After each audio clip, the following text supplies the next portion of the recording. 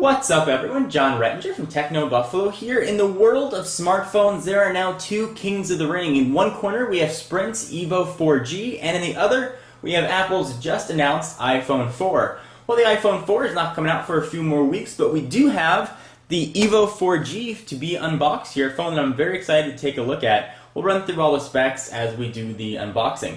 So let's go ahead and dig right in. I have not seen one of these yet in person. We're going to use, of course, the obligatory big ol' knife, and I will try, again, to not stab myself, making no promises whatsoever. Alright, so cut into the packaging, I think. Got another envelope down here. And this is a demo unit from the folks at Sprint. Going to call them more packaging. They really wanted to make sure this thing was very well packaged.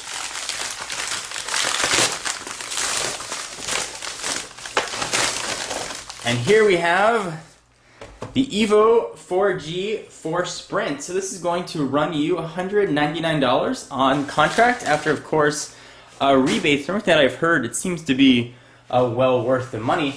Specs on this: it has a gigantic 4.3-inch screen with a resolution of 480 by 800. It can show over 65,000 colors. Of course, the screen is capacitive.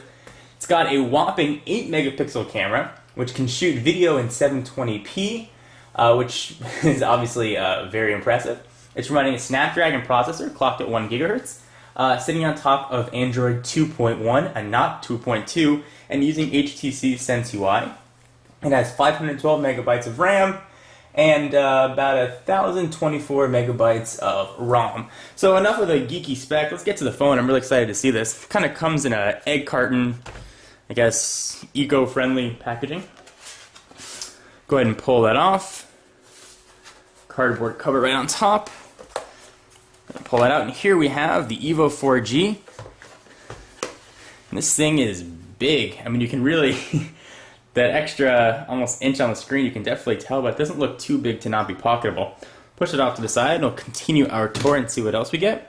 We have a red battery. I think the inside of this is red. HTC started doing that with the Incredible. Push that off. Keep digging in, see what else we get. Probably just the standard stuff, your getting started guide, which no one's going to read. We've got a wall charger, which just plugs in. It's got a USB port on the end.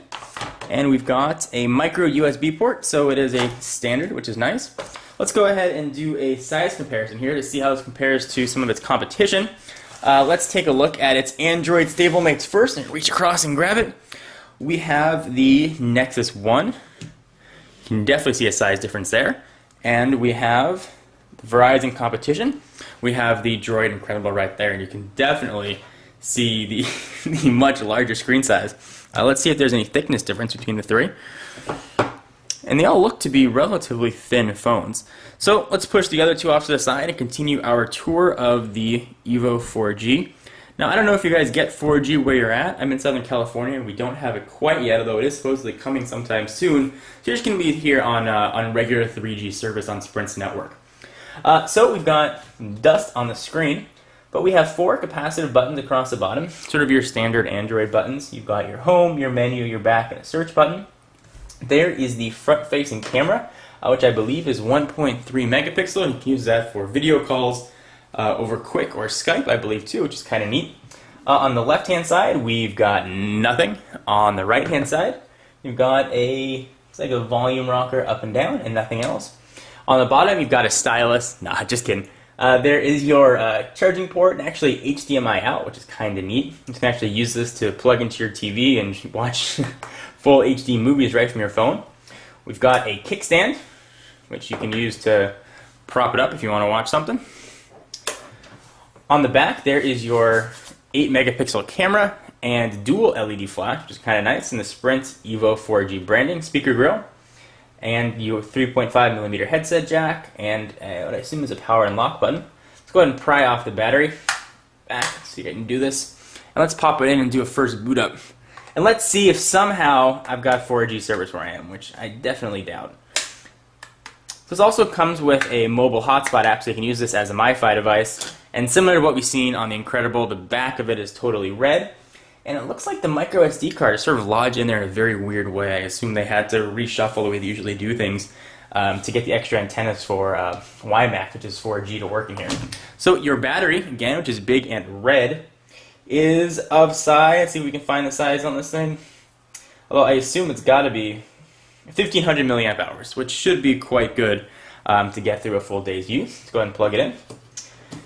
And I've done a tours of Sense UI in the past, so I'm not going to focus that much on Sense in upcoming videos, but I will be doing comparisons with the competition to see how this stacks up.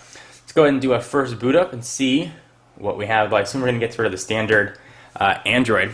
We get the HTC EVO 4G, and I gotta tell you, this screen is huge in person, but definitely not too big that you couldn't fit into a pocket. Probably just the right bigness that you can get sort of optimal viewing and not look like you're carrying around like a tablet in your pocket.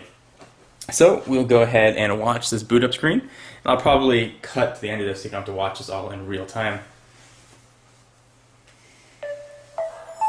Sprint splash screen. And at least where I am in Southern California, Sprint service is very strong. The reception is very good. I experienced very little drop calls when I've used their network in the past. It looks like that's it. It's a very quick boot up process. Preparing SD card. I don't suppose any way that's going to say 4G. Up top. Probably not. I'll go ahead and push that down. Data call failure. Registration failure. So we got to go through and do all the on-screen steps. So here is the Sprint EVO 4G, and I'll do a sort of an overview and show you how things work. If I see anything sort of interesting or notable, I'll be sure to mention it in an upcoming video.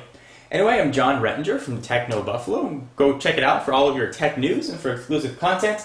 Check me out at Twitter, twitter.com/John4Lakers, just like the YouTube name, and I will see you in the next video. Bye-bye.